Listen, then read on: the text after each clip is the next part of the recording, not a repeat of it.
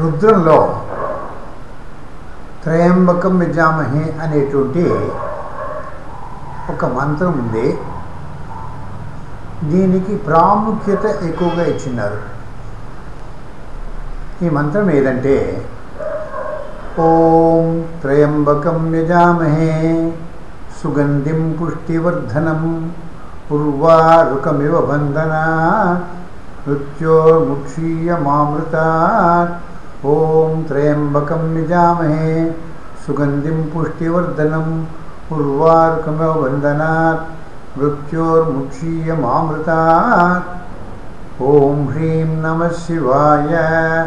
ఓం త్రయంబకం యజామహే సుగంధిం పుష్టివర్ధనం ఉర్వారుకమివ బంధనాత్ మృత్యోర్ముక్షీయమామృతాత్. ఓం హ్రీం నమః శివాయ. త్రయంబకం యజామహే, 3 నేత్రముల గల ఆ పరమాత్మను నేను పూజిస్తూ ఉన్నాను, వరిస్తూ ఉన్నాను.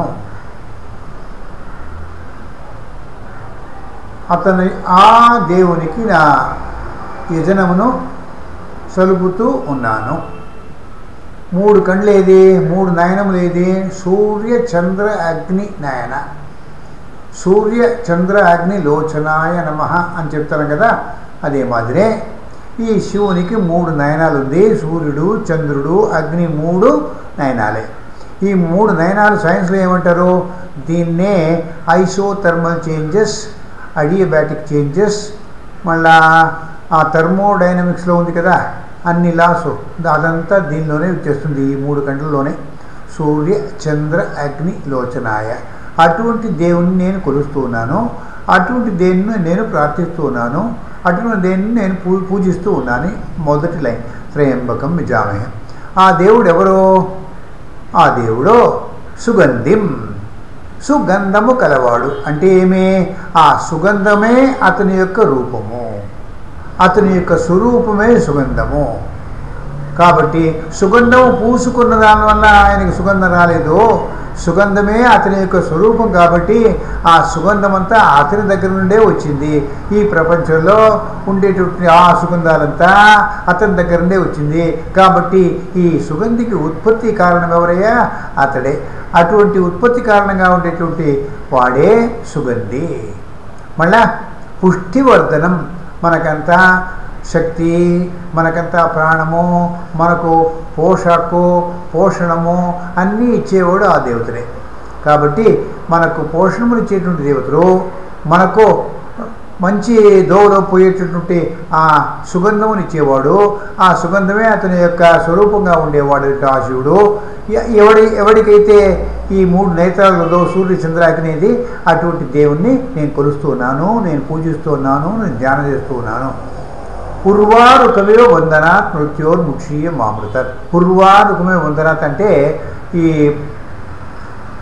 గుమ్మడి పండు ఉంది కదా, గుమ్మడి పండు ఆ తీగ ఉంది కదా, ఆ తీగ నుండి గుమ్మడి పండు వేరు కాదు.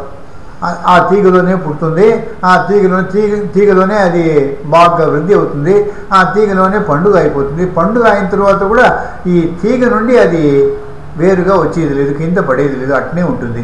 అటువంటి బంధము అంటే ఈ బంధమును కొట్టేదానికి కాదు, ఈ బంధమును విడదీసేదానికి కాదు. అటువంటి బంధమే మన సంసార బంధం.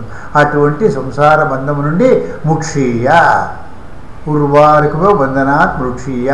అటువంటి ఈ పనస పండుకు ఉన్నటువంటి ఆ బంధనముల వలె ఉన్నటువంటి ఈ సంసార బంధం నుండి మమ్మల్ని కాపాడండి, విడదీసేయండి. ఈ సంసార బంధం మాకు అక్కర్లే. ఈ సంసారం అంటే ఏమి?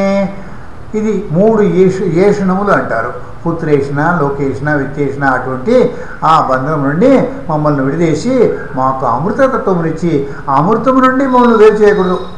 మా అమృత అంటే అమృతము నుండి మమ్మల్ని విడదీయవద్దు, మమ్మల్ని వేరు చేయవద్దు. మాకు అమృతం కావాలా.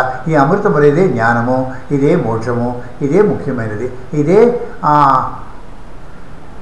మంత్రం యొక్క క్లుప్తమైన అర్థం.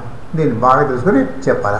ఓం త్రయంబకం యజామహే సుగంధిం పుష్టివర్ధనం ఉర్వారుకమేవ వందనాన్ మృత్యోర్ముక్షీయమామృత. ఓం హ్రీం నమ శివాయ. ఈ ఓం హ్రీం అనేది బీజాక్షరాలతో ఉండేటువంటి ఆ శివుని యొక్క మంత్రము. అటువంటి శివునికి నా నమస్కారాలు. ఓం